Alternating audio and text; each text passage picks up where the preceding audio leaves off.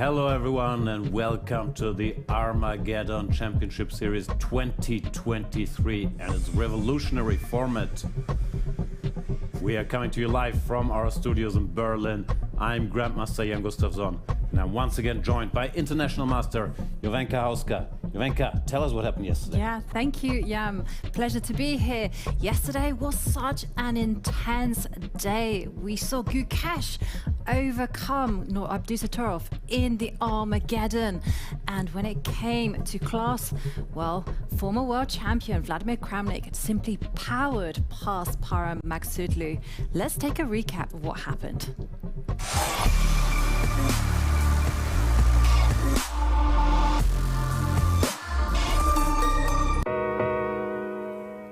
Day 4 began with a huge battle of wits between young talents Nodirbek Abdusattorov and Gukesh.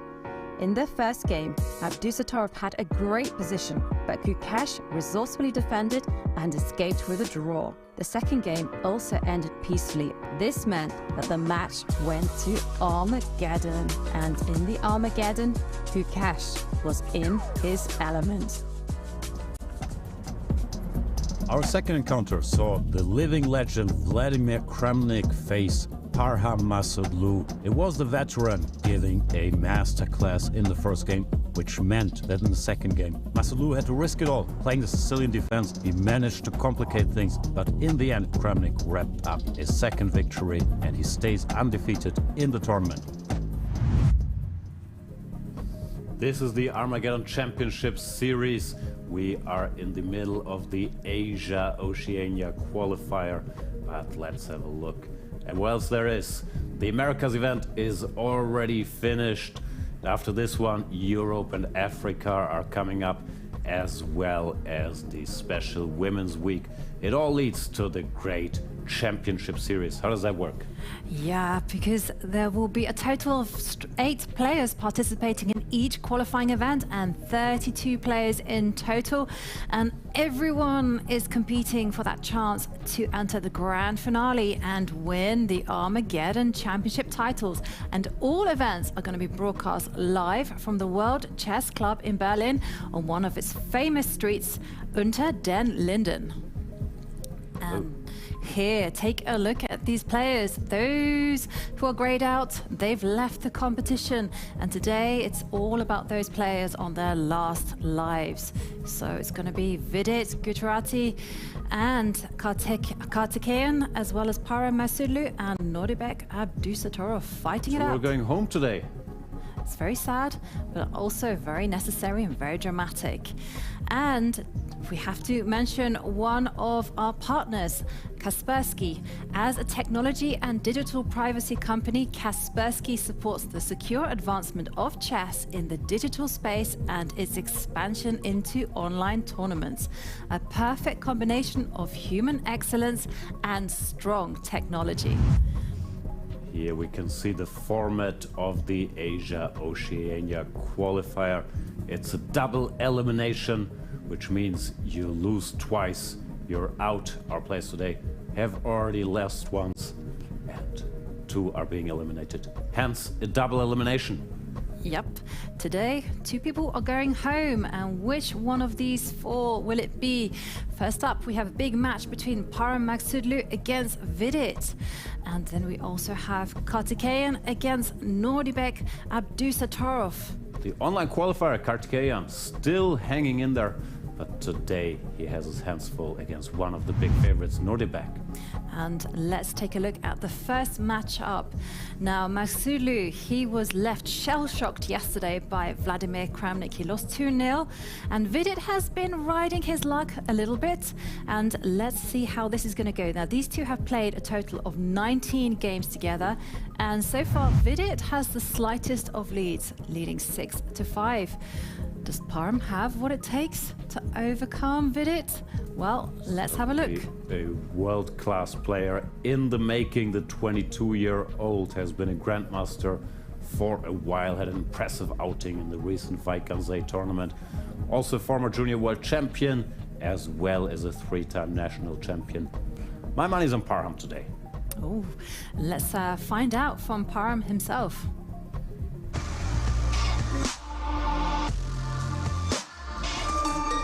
Parham Maghsoodloo. I'm 23 years old from Iran. I play a lot of training games with many good players, and I guess it helps me a lot to just keep calm and stay concentrated on the board and on the game, and not miss anything. My strategy is just trust my instinct and try to play like freestyle chess. I prefer to play Kramnik than other players because Kramnik is world champion. Also, he was my idol from my childhood, so I really want to play against him. I think winning this title would be a lot for me. Well, standing in his way is none other than Vidit. And let's have a look at Vidit's achievements. He became a grandmaster at 19 years old. He was also captain of the gold medal winning team in the online chess Olympiad. He played for India there. And he's also India's #2. And of course, I love these stats. He was the world under-14 world youth champion. Tell us more about yourself, Mr. Vidit. I'm Vidit Gujrathi and I'm from India. In general, I'm a very calm person, I would say, and I meditate daily. In fact, I've been doing it for close to 2 years and roughly 20 days, so I think that helps. I would like to play Kramnik in the finals, if that can happen, because he has retired from classical chess, so I think this would be a nice opportunity to play against him. I plan to win by some of my skills, some of my luck, and probably a little bit help from the arbiter. This is a very unique format and I've never played in something like this. It would be fun to play, but as usual with any game, I would love to win, experience that feeling. We are getting ready for the first game, but before it starts, let's have a look at the rules. 2 blitz games, 3 minutes plus 2 seconds. Then, in case of a tie, Armageddon. Yeah, and speaking of Armageddon, it's our favorite. White will have 5 minutes and is in a must-win situation. Black gets 4 minutes and draw odds. And there you can see, oh, it is shaping up nicely. And we are 30 seconds from the start of play. And we mustn't forget one of the most important people in the room, Tanya Karoli. She is our international arbiter. Very, very talented. And here we go. The players are ready. They're sitting in their seats. They're focused. We are 13 seconds away from the start of play. Parham with the white pieces, Vidit with the black pieces. 3. What's Parham gonna do? E4, D4, C4? Develop the knight. Let's see for ourselves. Oh. D4 it is. D4. Knight to F6. What's Vidit gonna do? He's a very classical player. He's gonna fight for the center. But Parham goes for your favorite, the London system. Yeah, I play it because of loyalty. I was born in London, so therefore I've got to stick to those openings that bear the names that mean too much to me. And, well, the players just blitzing out the moves. But as far as my understanding go, Parham has played something unusual. I wouldn't think so. Vidit played a bit of a sideline with his E6, Queen B6. Vidit very, very well prepared. Probably has studied this and knows how to equalize here. We can see Parham starting with his customary high heart rate, but that usually does not impede his play. While Vidit, Mr. Meditation, also not completely calm, is he? No, I mean, just to give everyone a benchmark, anything over 100 means the players are stressed. Although, judging by the way that they're blitzing out the moves, it looks like both sides are well in their comfort zone. I mean, Vidit's barely used any time at all on the clock. And what do we think about the position? To me, White has a tiny advantage just based on the fact that Black's pieces are undeveloped there on the queen side. And, well, I just saw played pawn to A5, and that is a blunder, because now Parham has knight to C4, and if that knight gets captured, he has a discovered check with the bishop. Bishop takes H7 check, and if the knight can't be captured, White would win a pawn. Where's Parham gonna spot it? Well, hang on a second.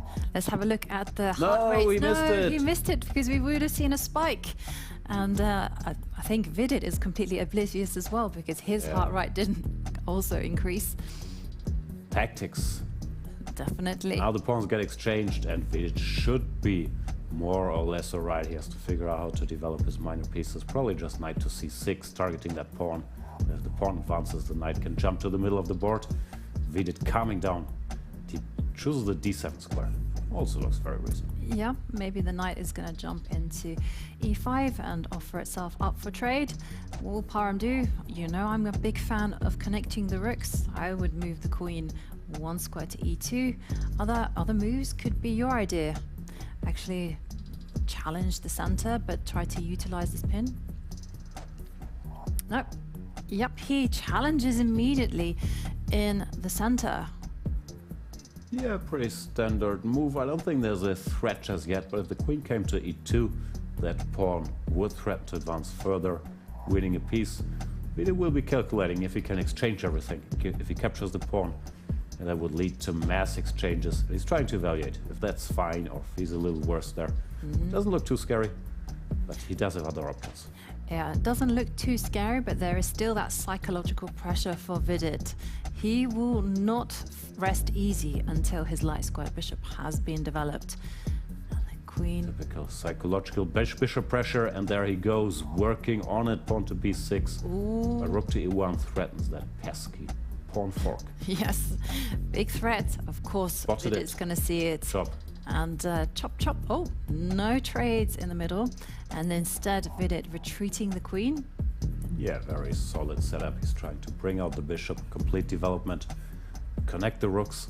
Parham has to find a way to increase the pressure before black is ready. I like the knight jumping to d6, playing on the same theme we talked about earlier. The queen can't take it, because then there's a discovered attack by the bishop. It's a nice move there, you spotted. And Parham, around the 1.5 minute mark. You can see the engine bar giving white the slightest of advantages, as usual. If it shows more white, white is better. If it shows more black, black is better. But nothing dramatic has happened yet. But if Parham wants to do something, he has to do it now. And we see trades. Dry. And instead he advances the c-pawn, so he's simply saying, hey, I have a pawn majority there on the queen side. That pawn is going to be like an extra pawn. And there we see the queen and bishop lining up on a battery against the h7 pawn. Now black has everything covered now. His rooks are in play. He can centralize. He goes g6 just to be extra safe on the king side. I don't see any particular danger for him.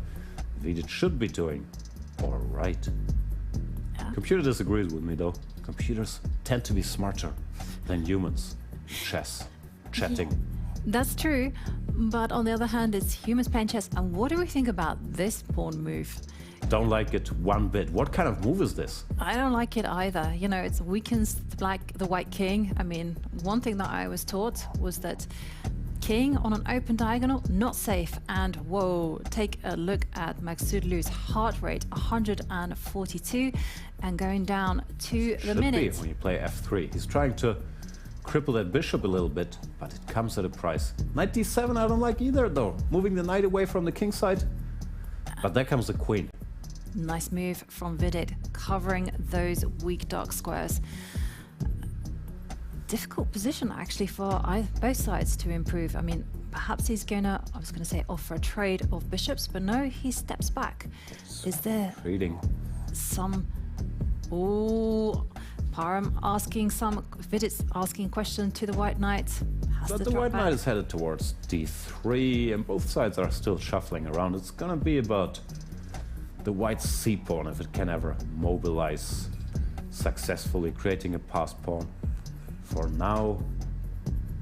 But unfortunately that pawn is a diva. It requires the help of every single one of white's armies to advance. And high maintenance pawn. It certainly is. And we see a trade of rooks, and the players now going down to the 30-second mark, and we see 35 seconds for Parham, 44 seconds for Vidit. Speed up Vidit, push that h-pawn. No, stepping forward with the king, covering those dark squares. Good safety first chess. And now the knight going to the edge. Ooh, breaking the rules. I mean, yes, it does attack the queen, but doesn't do much else. What's it going to do? Okay, this is a nice move. Queen by can't Parham. stay there. The rook will hit it. Has to hit it, and there it goes, maintaining that pin against the king and the knight. Vidit is gonna try to fight against that queen. Maybe queen to d6 to neutralize it by going queen to d4. 22 No, my Vidit. seconds. No, queen e7. No, I was wrong. Ooh. Very passive.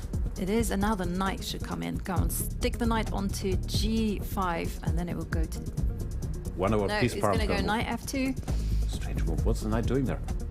It's protected. This is the name of the game when it comes to elite level chess. Protect Noth- knights? Yeah, everything protected. And here you go. Your plan in operation. Finally. H4. What next? It's going to... Parham, you're allowed to move other pieces than that knight. Someone has to tell. And 13 seconds for Vidit. Knight steps back. What else next? Oh, H3. go. And 11 seconds. This position is so tense. Is there any Vidit tricks has on board? consolidated. He's no longer pinned. His pieces coordinate nicely now. Oh, Parham takes a pawn. Just as I praise Vidit, he gives a pawn. He has to go for the attack now. yeah. And But will he? Can he? now he can just simply dive back with the queen. There you go. Yeah. Get that queen back, and okay, the queen swoops in to the g3 square, and 2 seconds. Uh-oh, that was close. That was very close. But everything's protected. They do get 2 extra seconds per move. So as long as they keep up a healthy pace. And here comes the avalanche of white pawns. Oh, okay, trade of bishops. And then Parham should win this now with his 2 pawns. I don't see any Vidit attack, and these pawns are relentless. They are, but can Parham hold his nerve? And there comes a knight into the middle. Any tricks? Nope. Pawn comes to c7. Now the b pawn This is will it. follow suit. 5 seconds for Vidit, and it's situation desperate. Nope. Just b7, wrapping it up. And oh, Vidit, not ready to part with his game. How many queens do you need to see from your opponent? and there we go. Parham takes the first game with the white pieces. Vidit 1-0. in a must-win situation. And whoa, what a game. It was very tense. And Strange game. Just when it seemed like Vidit had it all under control, he lost that pawn on b6 and didn't really find a way to counter the white connected past pawns. I can't quite put my finger on what happened there. I think it was just a big blunder. Could Let be. go of the b6 pawn, and that's it. And here we Here's see the a moment. Instead critical of a3, moment. knight to c4 was winning a pawn, but both players missed it. Yeah. And luckily from their heart rate, neither player noticed it. And we're going to see some more fine moments of the game. And here is the moment the missing where pawn. he dropped the black b6 pawn, and now it was just a case of consolidating the white position. And there we can see Parham was Which piece, Parham? just spare. That was close. Move his rook, but everything is under control, and from then on, Parham was just Smooth relentless. sailing. Yeah, absolutely. And here Vidit is trying, but absolutely no hope whatsoever. Once the c pawn comes, then the b pawn comes, and then it will be an extra queen on the board. And that's it. There you go. We're going to see the closing moments of the game when Vidit forces Parham to queen a pawn. And there you go. Handshake. And we are now less than a minute away from game 2. Vidit playing with the white pieces will be in a must-win situation if he wants to remain in the competition and take the match to Armageddon. Do you have faith in Vidit? I always believe in Vidit, but the first game didn't look great. He didn't have particular problems, but then somehow at the right moment he couldn't quite hang in there. He's a very strong theoretician, so with the white pieces he will try to put pressure on Parham, whom we've seen experiment a little bit in the openings, playing a slightly dodgy Sicilian the other day. We've seen him play 2 Alekhine defenses, so I expect Vidit to put pressure early on. But then he has to convert it as well, or he's going home. Yeah, and Parham, of course, will try to be rock solid, and the timer is down to 0. They are off, and Vidit opening with the queen's pawn, and now we're going to look at an opening called the Slav. I mean, what's he going to do? Will Parham take the pawn on c4, or will he close the position down with e6? Thinking about it, big decision here. e6, a6, take the pawn. He goes a6 it is. That's a daring choice. It's called the Chebanenko Slav, and hasn't been that popular recently. Theoretician like Vidit won't miss the chance. Put some pressure here. Seize the space. Exactly. Now, I have to say, Black is in danger of getting suffocated in this type of position, because basically White is establishing big clamp, and there we see Maghsoodloo just develop the light square bishop.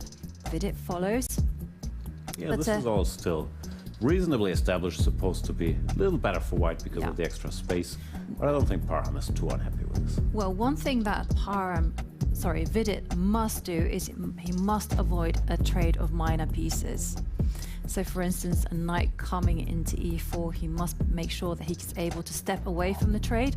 And so here, I think... So the knight came to e4, you would go back with a... Yeah, well now it's actually even possible to go bishop e4. You just need to get rid of a set of minor pieces, because this makes the break e6, e5 easier. And looking at the heart rates, we can see it's 136 for Parham, whereas Vidit, he is cool, 99. Come on, Vidit. You need a little more heart rate. Yeah, this is a good move from Vidit, preventing a piece coming to e4. Also, if Black castles, he could think about going for an attack with pawn to g4 and pawn to h4. But no, he's so solid. Push some pawns, Vidit, you have to win. But he doesn't need to take too many risks. White's position is very pleasant. All he has to do is start targeting the b7 pawn, which is a weakness. And of course, Parham again has to get that trade of a minor piece. He can do that by stepping the queen and relocating the dark square bishop to c7. Parham goes for the knight retreat, and Vidit will push his pawns b4, a4, b5, trying to grab more space on the queen side. Yeah, I didn't get this move, knight to e8. Looks like White is seriously for choice now. Yeah, this is one of the risks in this particular variation. Trust me, I've been on the receiving end with the black pieces. And there we see Vidit's heart rate going down to 92, and Parham around 130. But what's really concerning for Parham is his clock time. He is closing in on that risky 1 minute mark, where players... Preparing pawn to e5, but f6 is such a risky move. It can't be good. Also, pawn to e5 really doesn't free his position. Black just weakens himself, and Vidit coolly steps back with the bishop. Parham under pressure here, but we expected him to maybe get into some trouble in the opening. The question is, can Vidit punish him for his slight inaccuracies? Well, I think he'll punish him for his usage of the clock, because all of Black's moves could have been played much faster. Let's be honest about that. And now the white knight comes to b3. Great location, can perhaps jump to the a5 square, and that's why Parham closes that avenue down. Yeah, still unpleasant for Parham, but I like this move a5, avoiding direct danger. Next, his knight can jump to e6, and the white piece might be a little stuck there on the queen side. Now that the opening phase is over, we see Vidit also taking a bit of time. Not obvious how he wants to break through. That knight on b3 is also blocking the b file for potential invaders there. So his plan is to explode everything open in the center. Ooh. Why is he going to do it now? He's going for it. He's sacrificed a knight. This is exciting. Wow. Nice move by Vidit. It is nice, and you can see the evaluation bar's assessment of this in the middle. It's dead even chances for white and black, but I like white's position. Just take a look at the space that white has. Wondering if black has a good way to return the material take the knight and then have the bishop captures. Give one back, but it still looks like you could be in some trouble. I don't see anything better though than taking, bishop takes, and then knight d takes the c-pawn, trying to simplify a little bit. Parham has to make a move too, 29 seconds. 20, and it's going down. And remember, the players only get he takes 2 seconds extra per move. And, okay, big decision. He should take the knight. He can't allow bishop takes b7 and these pawns to stay alive. He's taken the c5 pawn. Just take the pawn.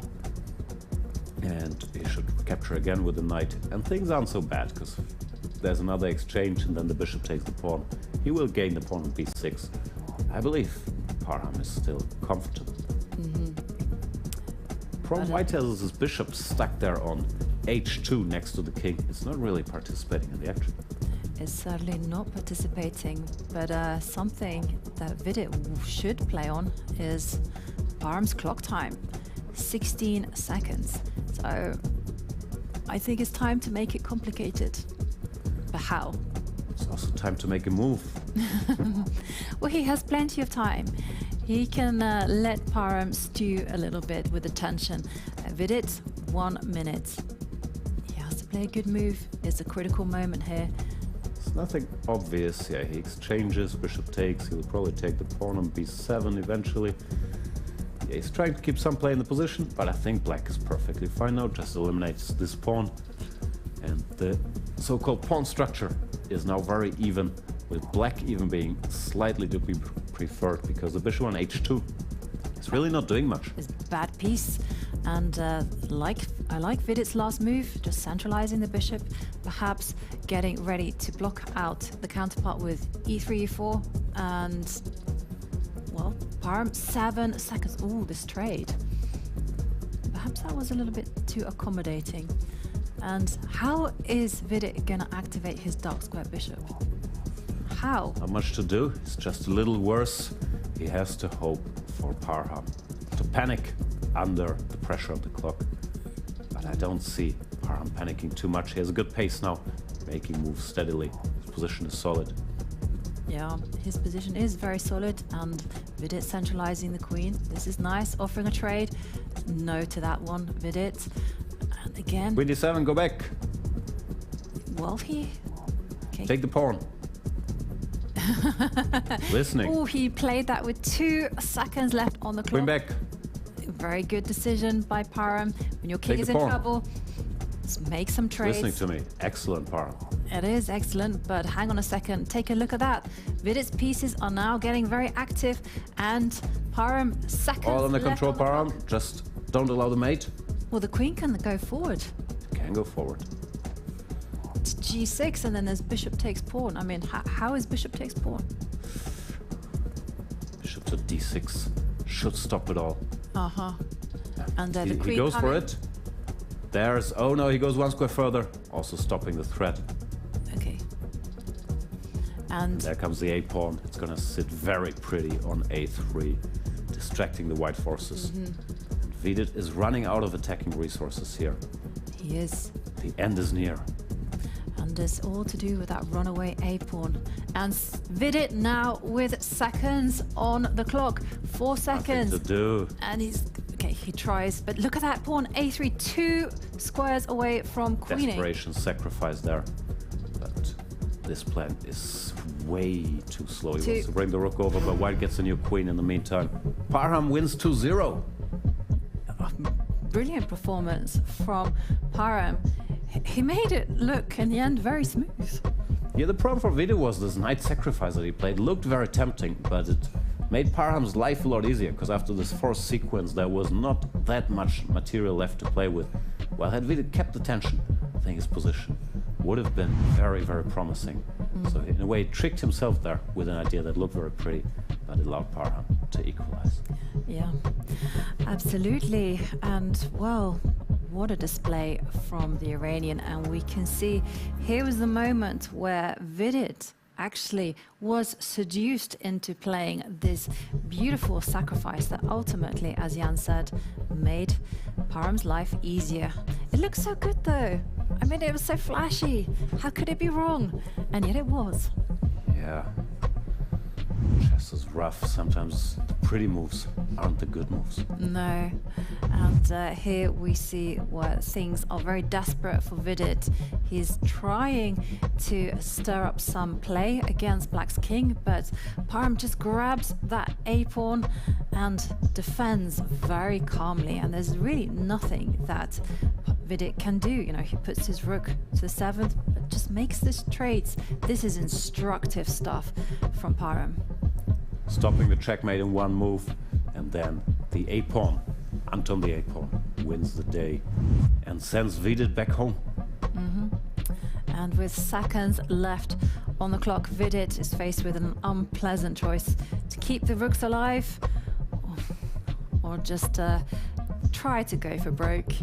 And as you can see, it fails completely. There's no way that no way White can stop the pawn from promoting, and that's it. Very comfortable 2-0 to Parham. He is the winner, and he also wins when it comes to the highest heart rate. This is far from his own personal best. Vidit even didn't even get into 175.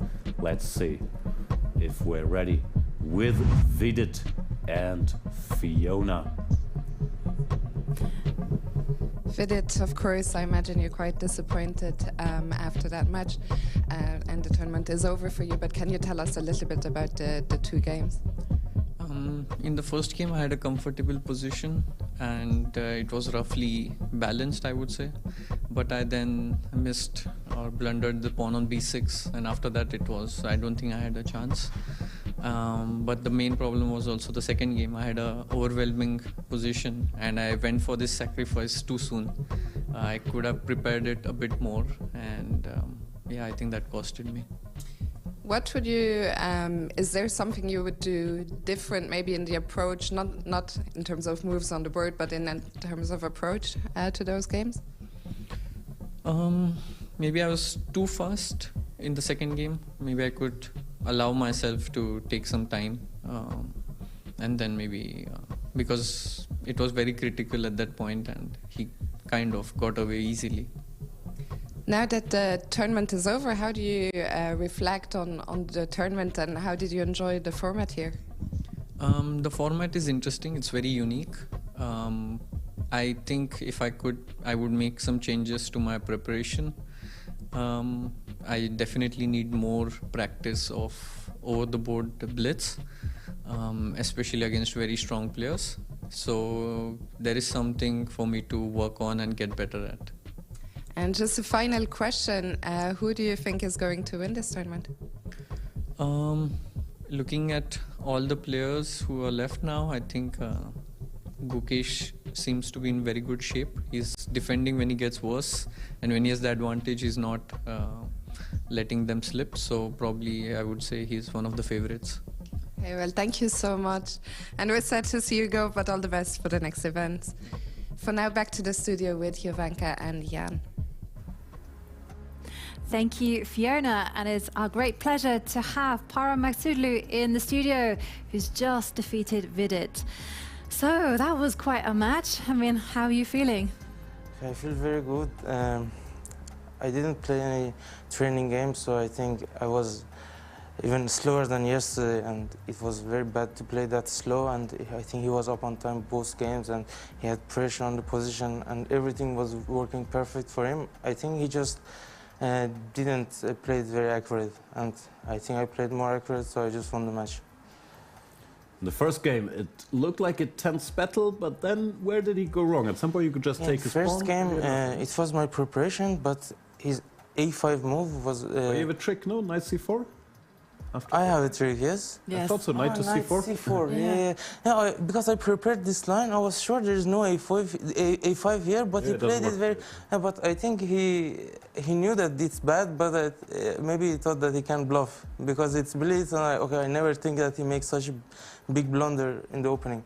So after that, he got the same position as my preparation without pawn on a7 pawn, so this rook was free to move, and he had no problem, but I think g6 was inaccuracy, so I got some pressure on this black squares, and his king was a bit weak, so I had some take on g6, take on f7 with knight. I think it was not so easy for him, and at some moment he blundered this b6 pawn, which is very important, and I think after this I'm just completely winning.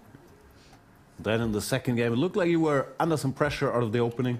Yes, because I just prepared knight f3, e3 in this Slav, and I wanted to play bishop g4. I think it's very solid for blitz.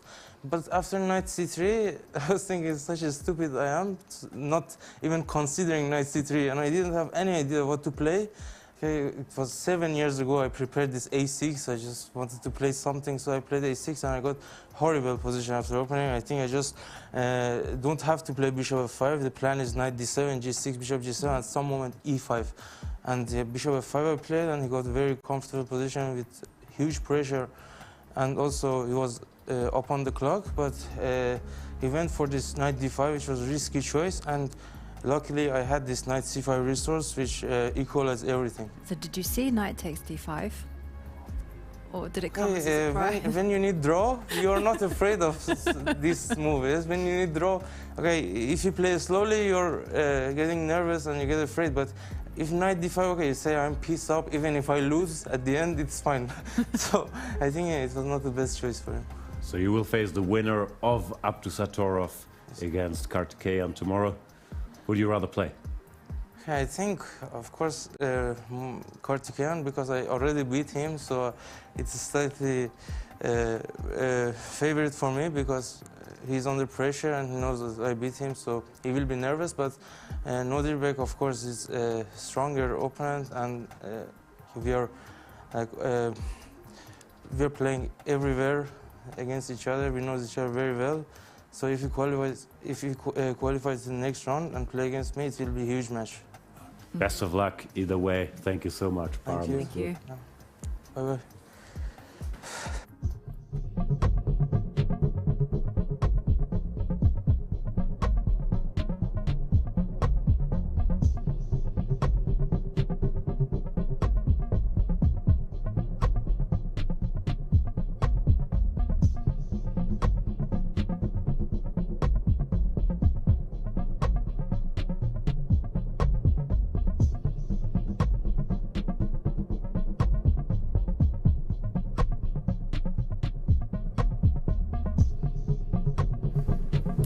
And we have to mention our partners, the FIDE Online Arena, which hosts rated tournaments and games 24 hours per day. Join the arena and you'll get a FIDE ID, a profile on FIDE.com, access to pro chess community, official online ratings and titles recognized by the International Chess Federation, and there's prize money tournaments and so much more. So play official games at chessarena.com. And we're back getting ready for our second match here in the elimination day of the Armageddon Series Asia Oceania. The online qualifier, Murali Karthikeyan, still going strong, facing one of the big favorites, a man who's just been crushing the last year, Nodirbek Abdusattorov from Uzbekistan. Yeah, and these two have actually only played 5 games against each other.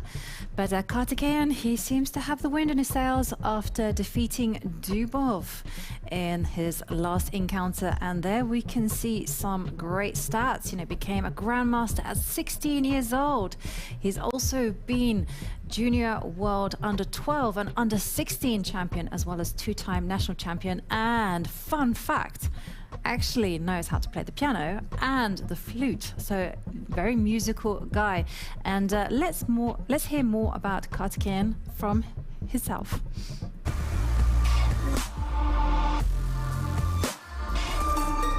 I'm Karthikeyan Murali, Grandmaster from India. The Armageddon format is very exciting. It's going to be fun. I want to play with Gukesh because I know him from my childhood. He's my friend and it's been a long time playing with him. I think I'll just play the best moves and keep my composure and put the pressure on my opponent. That's my strategy. If I win this championship, it means a lot because I'm the underdog in this tournament, and winning this tournament will be a great milestone in my chess career. So I'm looking forward to play my best. He will need his best against Nodirbek Abdusattorov. There we see him. Grandmaster forever, World Rapid Champion in 2021. Olympiad gold medalist, under-8 world youth champion, also the strongest grandmaster called Nodirbek, slightly ahead of his countryman Nodirbek Yakuboyev. I think he will be very, very tough to stop for Karthikeyan today. Yeah, and let's hear more about Nodirbek in his own words.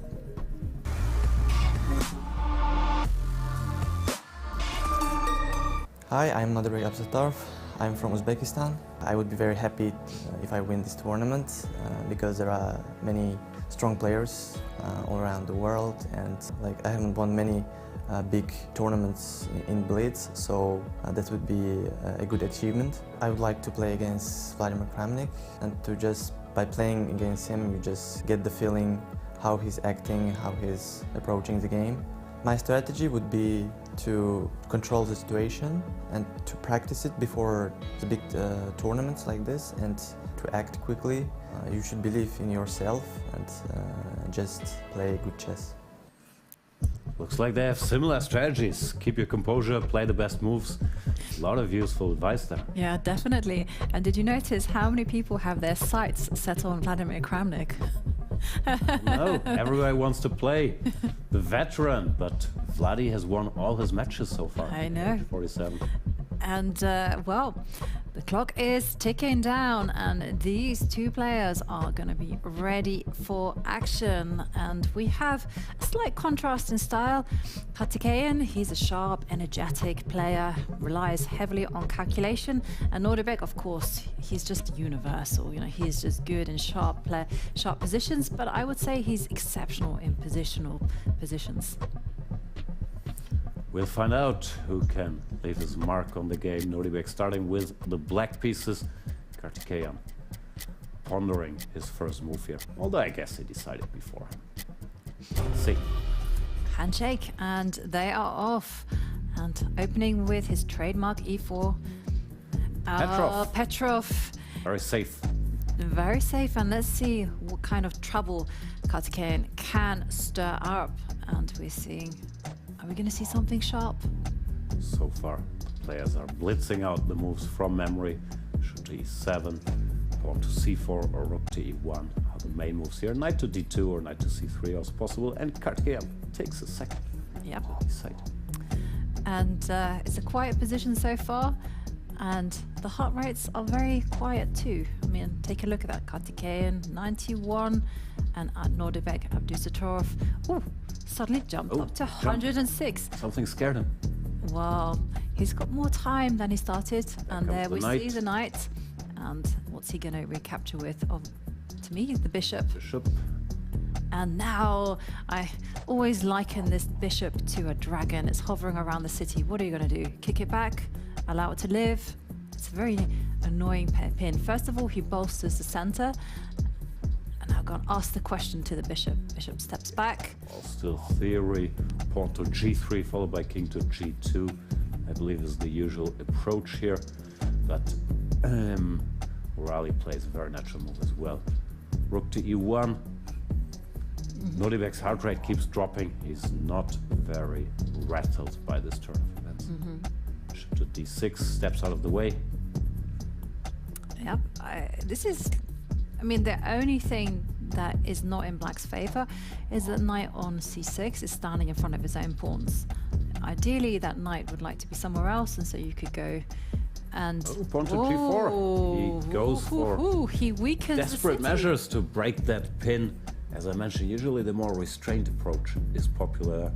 I don't think Nodirbek minds seeing that some targets on the king side. It is definitely. The king is very soft at the minute. I mean, moves that kind of jump out, not now, but actually you can soften it up by playing h7, h5. And instead Nodirbek goes, well, let's trade off a set of rooks. Yeah, not sure I'm in love with the trades, because now, after exchanging a bunch of rooks, the small weakness of the white king is no longer that important. You can just keep swapping down. Ooh, is he... Big decision now. Is it? Yeah. H takes G. That would be the natural one. But then suddenly it occurred to me that you can actually capture with the other pawn and say, let me use the open F line. And Nodirbek says, no, no, no. Principles are not there to be broken. You capture towards the center. There comes the next rook, offering another exchange. Very solid play. But maybe he misses the chance to go for queen to b3, trying to put a little more pressure. And there we see a mass trade of rooks, and now the knight comes, and it's going to maneuver itself to e6 and plant itself on f4. But white is safe. As long as the white queen finds a path to its king and the knight sits there on d3, I think it's no problem. Too limited material to generate a devastating attack. But then again, Peter disagrees. Pick black here because black now is very solid. His pawn can come to c6. There are no targets. There was the attack he should have gone for earlier. Well, Nodirbek can look for an opening around the white king. Not obvious how. Maybe bishop out of the way, then queen to d6. But first he tries to stabilize f6, king f7. Very, very solid. Yeah. I like your idea of setting up a battery along. Nodirbek doesn't. Well, I think he will maneuver for the time being and try to use the clock. Because Karthikeyan only has a minute left. You know, he has a choice of his plans, and there's one. Expand on the queen side. Abdusattorov always looks so confident. Look at the guy. Nothing surprises him. 18. But he's such a battle-hardened warrior already. I know. And when I was thinking about this match, I was thinking of it in terms of David against Goliath. But usually David is like the younger person. And here, the Goliath is in fact Abdusattorov. How old were David and Goliath? I never checked. I think he was like David was the young boy. Okay. And Goliath some battle-hardened warrior. I'm guessing. I'm not. Is like queen in any trouble there on this f5 square, like bishop f4 and g6? And maybe there wasn't time to throw. Nodirbek goes for action, goes for f5, tries to break it. White is still very solid, doesn't have to react. Can just wait. Yeah, that's what Karthikeyan does. Pawn to a4. I actually really like what Karthikeyan's done. He doesn't have much time, 30 seconds, but he's coolly said, hey, there's some action happening on the queen side. Let's not forget about that. And, ooh, I'm not sure about what Abdusattorov is doing. The strategy seems to be to play very, very quickly, put pressure there. But he hasn't managed to put pressure on the board yet. It looks like white he's conceding. He conceded the e5 square. I mean, the queen can just drop back to e2. Ooh, hang on a second. This is some fireworks going on. I mean, he's actually pushed his pawn. I like this. Now there's pawn to h3 check is possible, trying to distract the white pieces a little. He's playing with fire here. Yeah, there comes the pawn. Nice little trick. If king takes, then bishop takes f4. I guess Karthikeyan missed that move. Now he's fighting for survival. Yeah, 10 seconds. He has to take a decision. Move the king. That pawn is... Takes, what is this? Bishop takes f4, winning a piece. It is. He goes back, he's just giving a piece. Oh, and there you see the shake of his head. He didn't see it. 3 seconds. Didn't find a way out. He blundered. And it's over. Totally over. And take a look at those clock times. 4 seconds for Karthikeyan, 2 minutes for Abdusattorov, and Abdusattorov with an easy piece up. It's just going to be a matter of technique there. You see, make those trades, simplify the position, and that extra piece will begin to count. There you go. The queen and bishop are going to coordinate beautifully on those dark squares. And there's another check. Yeah, but not a lot of hope here, but you still have to convert it. And Abdusattorov maybe a little annoyed that he's allowing some checks there by the white queen. But calmly calculated. Threatening checkmate. Yeah, this is... And did you see the hesitation? He was almost reaching to grab. Bishop f4 is checkmate. If he can calculate this till checkmate, which he probably can. But he decides, let's take the safe route. Take the pawn. Diplomatic. Leave the cannoli. Exactly. And the white king trying to hide. It's not going to hide for too long. You can run, but you cannot hide. No. I never understood why. Because usually you can hide, and then if you're caught, you can run again. Not if you're hidden in a corner. And there you go. Resigns. Hands outstretched. Abdusattorov wins with the black pieces. And it looked like a very even game until Karthikeyan, because of the clock situation, simply blundered. He did this himself. He pushed his h-pawn to h4, complicating the position for no reason. Missed a little tactical shot and then didn't have time to react accordingly. Yeah. See all the highlights in a minute, but yeah, rough spot now for Karthikeyan being down 1-0. Yeah, and Playing black next game. here Karthikeyan playing to his sharp, energetic style, you know, kicking away the light squared bishop, weakening his king, which eventually proved to be his downfall. And Pawns never move backwards. that's a sad fact of life. And there you see. This is the key moment here, this trick. h3 check, very important. If the queen takes, the bishop is undefended. If the king takes, then bishop takes bishop. The knight cannot recapture because of the knight fork. That's the move that put Karthikeyan off balance. And he could not recover here. He takes it, but this is just losing a piece because now he can't recapture. And the rest is agony. Yeah, and you can see the shake of his head. He knows he's blown it. And for Abdusattorov, it's just child's play, winning with an extra piece. Well, he's the former world champion under 8, so he's very familiar with child's play indeed. And now all he needs is a draw in the last game. Here we see the final moments. And there you see the checks. The king can run, but it's not going to hide. And yeah, the shake of the head. One check, not even a check. And there you go. Bishop and queen are deadly together. And, well, we are now less than a minute away from game 2. And Karthikeyan is in a must-win situation with the black pieces. Not an ideal start when you're facing off against a youngster who is on such killer form, Nodirbek. Yeah, it's hard to give good advice. He's facing a much stronger opponent on paper. He's down 1-0. He has the black pieces. Play a sharp opening and hope for the best. Yeah, I think that's a good advice there. And there we can see 22 seconds away. The clock is ticking down. The players, they have to refocus. They have to think about their game plan. For Karthikeyan is just to throw caution to the wind and create chaos on the board. 5 seconds. What's gonna be? Nodirbek, e4? No, he's gonna open with, oh yes, I was gonna say queen's pawn. And we see a Sicilian. And is he gonna... Oh, the Alapin. Very solid choice by Abdusattorov. Also trying to maybe slightly surprise his opponent. And He's thought this through. oh, I was wondering whether we were going to see that odd trick, but no, we're not. Okay, bishop goes back. This is very similar to his game yesterday against Gukesh, but now there's been a change, and we see Karthikeyan moving his pieces very quickly, breaking out in the center, and Abdusattorov has to do the same. His pieces are sleeping there on the queen side. Yeah, this is all still theory. They're following a game, for example, by Jorn van Foreys to beat Daniil Dubov in this line. It's not supposed to be anything special for white, but Abdusattorov just showing that he's got a lot of range, can play a lot of openings, also stuff.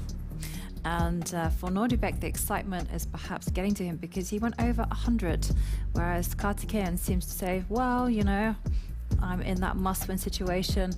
I'm feeling no pressure. Saying, I got nothing to lose. Exactly. I'm the qualifier here, already made it further than anybody expected. So this, in a way, is a free roll, although I'm sure he really wants to come back here. He definitely does. And, okay, how is Nodirbek going to release the tension? Instead, he applies more pressure and, ooh, Oh, he takes the took knight. that. That's Knight on a the rim. risky decision, and we were talking about chaos, and that button has been activated because look at this, kings are on the opposite side of the board. And that means pawns are gonna start rolling forward. Someone is going to win this game. This is really all 3 results possible. I like how Karthikeyan did. This is really the best you can hope for from this opening. to have kings on opposite sides and a little tension there. I'm not sure if it's objectively great, but the engine bar seems to say that even for computers this position is fine. So good job by him. What's it? No. No, don't give too many bishops. No. He's going for the pawn. Do we like that? Pawn up, white has 2 bishops. No, I was a fan of just rolling the pawns forward on the king side. This is a bit too greedy for my own liking. I mean, white's 2 bishops are just powerful, and Nodirbek so good with dynamic pieces. And look how focused Nodirbek is. He's saying, all right, you're bringing some heat. Time to lock in. Well, Nodirbek thinking hard. What's he gonna do? It's not obvious what to play at least. No, I was looking. Maybe. Oh, all the way back. Regrouping the bishop. The bishop looked pretty, but it was on this so-called empty diagonal. Didn't really have any targets. No. Just trying to find more work for it. And it does have a diagonal now. It's going to plant itself on the f4 square and start eyeing up that knight and queen. This is already unpleasant for black. Yeah, Karthikeyan also spending time here. Down to a minute almost. Let's not forget he's in a must-win situation. Sorry, this is not going to be easy. The rook has to go back. And he sacrifices. He offers an exchange sacrifice, trying not to give up the initiative. But does it work? I mean, the first thing I would do is snap off that rook. I don't know, the g7 pawn is also tasty. Exactly, but I want to do both. Oh, he doesn't do either. No, he doesn't. And instead blocks the attack. Also looks good, I have to say, because still there is some questions being asked both to the rook and to the g7 pawn. And Karthikeyan moving the knight. Now, please, take the rook. Get greedy. But struggling with the decision.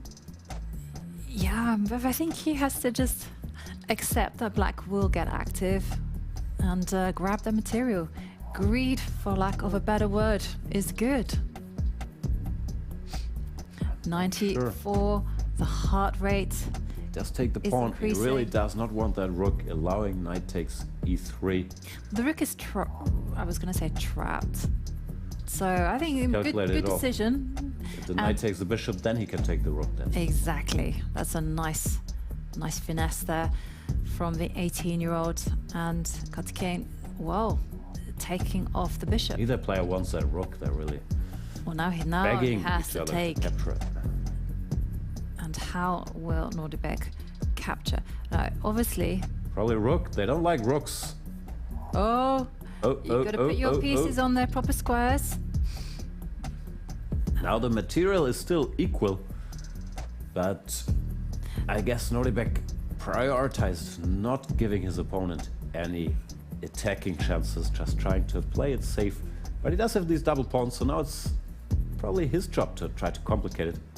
Queen targets this pawn. Yeah. Still complicated, still very complicated. Karthikeyan now has chances. Because the c4 pawn, I don't see how you can keep it. Queen to g3 might have been a mistake. Now black is stable. He'll pick up a pawn. Yeah. Is Murali doing the impossible here? It could be. And if black were to get into an endgame, queens traded, then black would be standing a lot better. And there we see he'd dive in with his knight. He's forcing the exchange of queens by targeting the rook. Nice move by the Indian. Now, there is no way to avoid it. If you take the knight, then the queens get exchanged, the rook comes, and that rook endgame is very tough. We could be seeing an Armageddon here. This looks extremely unpleasant for Nodirbek, who's also catching up on the clock. And Nodirbek not wanting to... Well, he has to trade off queens. No choice. He has to do it. Coming to terms with it. And 30 seconds. And it's dawning upon him that he is in trouble. Yes, no good option. So he has to go for one of the bad ones, and he has to do it quickly. And, okay, queens leave the board. Nice. Oof, look at these pawns. Ooh, not pretty, are they? And 23 seconds for Karthikeyan, and now it is Nodirbek with 10 seconds, and well, his position is falling apart. Now he just has to generate some random activity. Something happened, gives the a-pawn, but you can just take it and the knight returns. The white plan to generate counterplay looks very slow. He wants to put his rook on f3, attack the f7 pawn. Karthikeyan is onto him, covers the pawn with the king. And moving on dark squares, and this is nice strategy from Karthikeyan. Look at that, tweeting the bishop. 7 seconds. Push the a-pawn. It makes so much sense. Okay, king first. Nice. You'll see an Armageddon here, I'm telling you. This is an impressive comeback. I did not expect it. I certainly did not expect it at all. With black pieces, Karthikeyan, the online qualifier, and here it comes. The a-pawn is running. He's going to run 1 square more. And now the black king can just walk over to aid these pawns on the queen side. And players now under 10 seconds. Nodirbek making that move with 5 seconds to spare. Fighting very hard. He's a great endgame player, but I think his position is too bad here. This a-pawn will just eventually advance. Yeah, that's why the rook has to keep an eye on that pawn. And now Karthikeyan actually going for the c-pawns. And ooh, but this one is a race. But it's a race that black will be winning. He's managed to generate some play amazingly, hanging in there, and you can see Karthikeyan getting a little nervous. 3 seconds. Yeah, he is hitting that bishop. So resilient. Nodirbek Abdusattorov has to push his h-pawn now. h5 takes g5 would be the typical umbrella. And it's no, he doesn't want the umbrella. Not a Rihanna fan. Now the king is cut off. Yeah. This is tense. Both players made a bunch of very quick moves, so they have a little time. Yeah. And ooh, is the white king in big trouble? And then we see Karthikeyan shake his head. What's going on? What did he miss? He can take the bishop? What's the problem? He can take the bishop. I mean, perhaps the rook can go to g and build a bridge. King going back. I don't see any bridge coming there. Yeah. And this is a nice back move. in control. Oof. Oh, hang on. He can promote to a knight. Queen, then the rook has to capture, and it's unclear if he can win this against the rook with the knight and the 2 pawns. Most likely it's a draw, which would be enough for Abdusattorov to qualify. Oof. Oh, and the clock that is piling on the pressure. 2 seconds. King back, yeah, now it's a draw. Oh, no, 1 second, he's going to lose on time. Yeah, it doesn't matter, a draw wasn't enough anyway. So he loses on time and gets eliminated. Heartbreaking from a winning position. But what a fight by Abdusattorov there. Oof. Ooh, that was a roller coaster of a game. I didn't know who was going to win that one, what was going to happen. At first, it looked like Abdusattorov was just playing great chess, and wow. And then suddenly it just collapsed, and we were predicting Armageddon, and in the end, no Armageddon, as Abdusattorov just pulls out a miracle. And there we see a first very bold decision from Karthikeyan, just trading off those pieces and then castling queenside, initiating chaos. Yeah, gotta give respect to the Indian, really playing such a great game, putting so much pressure, this risky decision there as well, to keep the initiative, sacrifice the rook, and Abdusattorov got rattled eventually, tried to keep control, but by maybe trying to play it too safely, not to capture material here, he ended up in a very, very unpleasant endgame, and there all hell broke loose. Yeah, and it was certainly a decision that backfired on him. And here, this position is just... This is completely winning for black here. F5 wasn't even necessary opening it up, but the a-pawn is so strong. However, in blitz, down to seconds, and against such a resilient guy. And both players, I have to say, hats off to Nodirbek, because he kept finding resources when he had seconds to spare. And we'll probably see more of that in game. And here is where it got out of control somewhat. As This the was the white key king, plan, the king advancing there, generating counterplay, now running with the h-pawn. And all of a sudden it was no longer that easy for black to convert. Black should still be better, but this has become very tricky. You can see the clock. Tense fight. and we can see Nodirbek twiddling the piece there. This game Using was it. too long. We need like 17 highlights to cover it all. There. And here goes the critical moment where Nodirbek actually secures the draw by promoting to a queen and winning the rook. And here it dawns on Karthikeyan that nope, all over. it's The king's over. stopping the The pawn. king is Yeah. stopping the pawn, and yeah, realizing the inevitable, his flag falls. Ooh. Amazing fight by both players. We can see the heart rates didn't even go that high for that drama, but 141. Pretty impressive from Karthikeyan. And Nodirbek is the winner. We're switching to Fiona with the loser. Kartik, unfortunately the tournament is over for you, and the second game, I imagine, is a heartbreaker. Let's start with that. Where do you feel, you lost the thread of the position? No, I think I made some, crazy decisions to sack the exchange, and I was surprised that he didn't take it. And after that, I was completely winning, but I think I went the wrong way with the king, and I think I got counterplay with this king f4, king g5, and then things got worse. And I think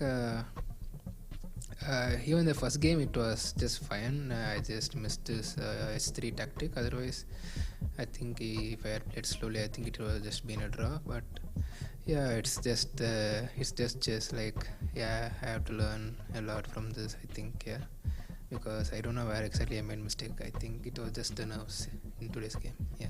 Yeah, do you feel the lack of time, the stress, the whole environment, does it impact you in those situations? I don't know, maybe yes, but because I don't know, maybe there were no time between the games, but okay, still it's the same thing yesterday as well, and yesterday I was managing, but today I think he played really well after certain points. He also didn't take decisions in the second game, but the first game he played well, and second game, okay, at the end he played he tried his best, and I think he worked it out for him.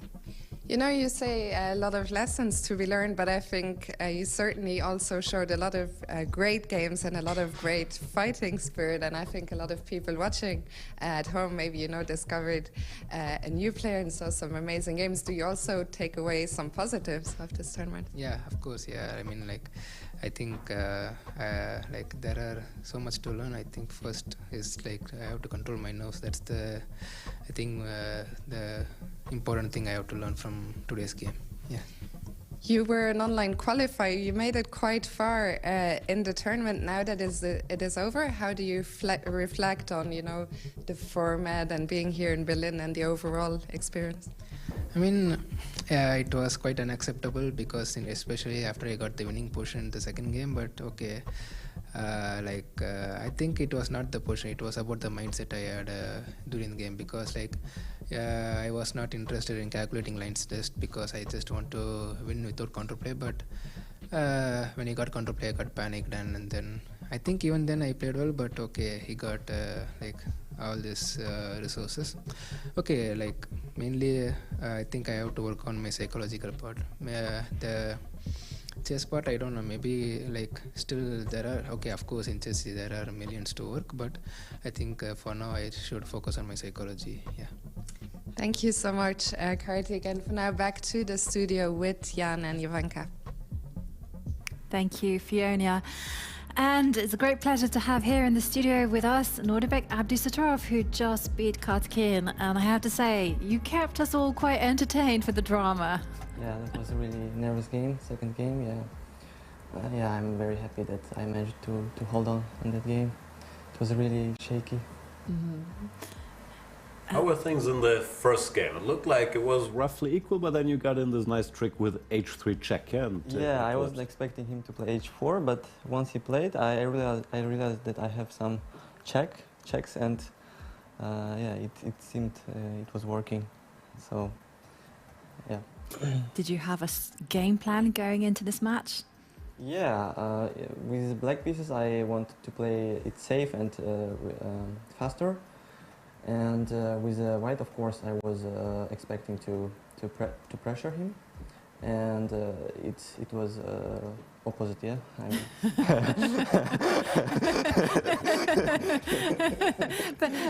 But talk us through that wild second game, because it looked like, you know, it was going to be chaotic, and then he sacrificed a rook, and you didn't take it. Yeah, I was hesitating to take the exchange, but there he was getting a very serious compensation, and I didn't like it. So I went for this like normal position, but then I missed that knight d3 move, which was very, very strong. Just going to the endgame, which is just terrible for white. Yeah, but you survived. Yeah. I mean, how? Yeah, some skills was very helpful, like some swindling, like many online games. So yeah. Mm-hmm. It's a good day in the end. And looking ahead, you'll be playing Parham Maghsoodloo. How do you feel about that matchup? Yeah, I'm very excited about that match. Yeah, it's going to be very interesting for sure. Yeah.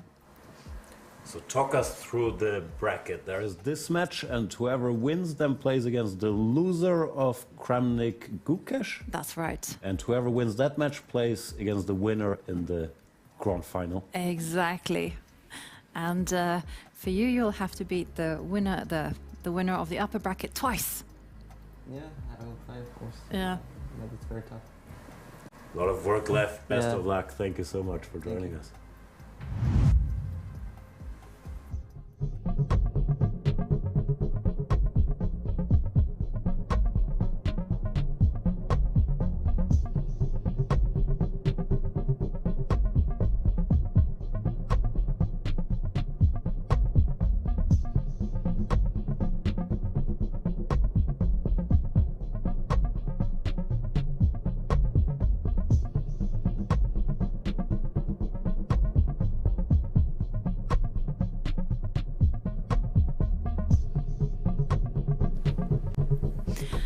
And we have to mention one of our partners, IT.com, the official partner of the Armageddon Championship Series. A domain registry like no other, it provides a platform for anyone to create innovative domains and effectively showcase their online presence. Don't miss this opportunity. Visit IT.com today and create your unique online image.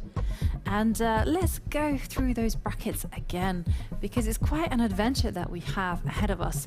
So tomorrow we are going to see some big matchups between Parham Maghsoodloo in the lower bracket against Nodirbek Abdusattorov, and at the same time there will also be a big fight between Gukesh and Vladimir Kramnik. Yeah, I'm very curious what's gonna happen. Nodirbek has looked so strong that one has to give him the advantage over Parham, because Nodirbek seems like a little more complete. Parham, he's a tremendous fighter, but will he make it out of the opening against Nodirbek? That's my worry for him. Then again, we've seen in that second game, even Nodirbek can get a little flustered. He also lost that match to Gukesh, but he has to be the favorite in that one. And Kramnik Gukesh, who do you have? Actually, I'm really looking forward to that matchup, primarily because these two played online, and when given a choice, Gukesh said, you know what, I'm going to play against Vladimir. And then he that graphic, is that wrong? Is Gukesh 31? Well, aged a lot. He 16. has the spiritual age of 31, or maybe the strength of an old 31 player. He has the wisdom of a 31-year-old. Yeah. Sure. But I mean, because these two have played each other, Gukesh and Kramnik have played each other many times online, and Gukesh just dominant. Now I'm kind of looking forward to seeing whether Kramnik can get some over-the-board revenge, you know? The atmosphere is a lot different when you're facing a big, impressive former world champion who just has... Not Gukesh's first rodeo either, even at his young age. I don't think he'll be intimidated by Kramnik. They've also worked together. Kramnik has been teaching That's true. these Indian youngsters.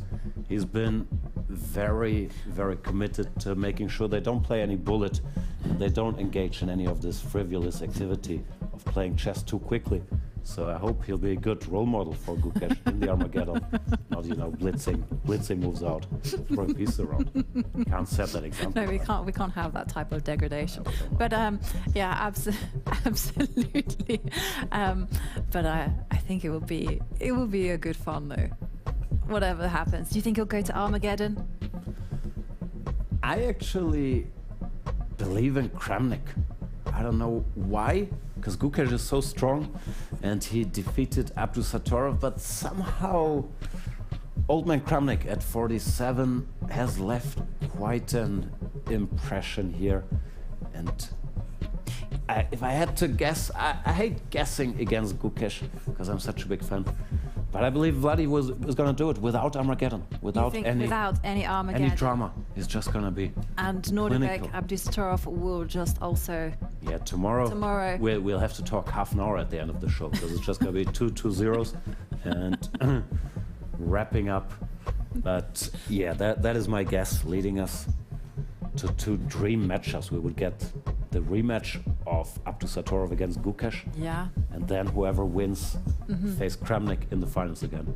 But that's all pure speculation. And Gukesh, if you crush tomorrow, I'll be very, very happy for you. I hope you're not watching this show. I'm always rooting for you. You know he is. He's a big fan of the show. And when it comes to styles, I mean, how do you feel about these players? It's so hard to say with Kramnik because there is this old classical Kramnik, the guy who brought us the Berlin defense, the Petrov, all these openings that are still very much on vogue, the Catalan. But then there's also late period Kramnik who started playing all kinds of random sharp stuff, started fighting very, very hard in the opening. But boring Kramnik was a response to all these like World Championship matches. Before that, in 1994, I'm just thinking about those super fast tournaments he used to regularly engage in. He was pretty sharp. I wouldn't know. I wasn't born back then.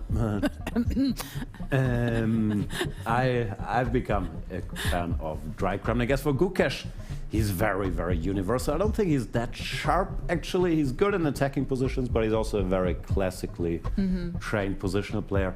He grew up without a laptop, at least that's the legend, so he hasn't looked at openings that much yet. So if he has one weakness, as I said before, it might be the opening phase, but he's also learning so quickly.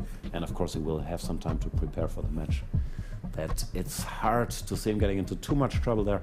I just have a feeling that you might be right after all. And Big Vlad will be an imposing presence over the board, although. I feel like the brain remembers. It's like riding a bike, you know. Kramnik has had years of playing this type of chess, and you know, when he gets that out the board, he will remember, you know, all those tricks that got him through those successes. And when it comes to Parham and Nodirbek, I'm kind of with you. I think Nodirbek looks too tough. Yeah, I'm scared of him. He never gets rattled. He looks like he's always confident, sitting there calculating, and he's also been crushing every event he's been playing for such a long time. The guy is such a winner. The Rapid World Champion, Olympiad winner. He did well even in Fischer Random Chess. It's very, very hard nowadays to bet against Nodirbek. The only time where we saw him not crush recently was in Vaikanze, where he also looked like he was on his way to win the tournament. I had to root against him because I was working for his rival there before the last round. And Abdusattorov went on to lose the last round to Jorn van Foreest. My boy Anish Giri won the tournament. That tremendous respect for Abdusattorov, who's become so strong. We've been speculating quite a bit. We've made our predictions, and tomorrow we will find out what is going to happen. Who will go home? Who will continue? Everything will be decided tomorrow. So same time, same place. Can't wait to see you then.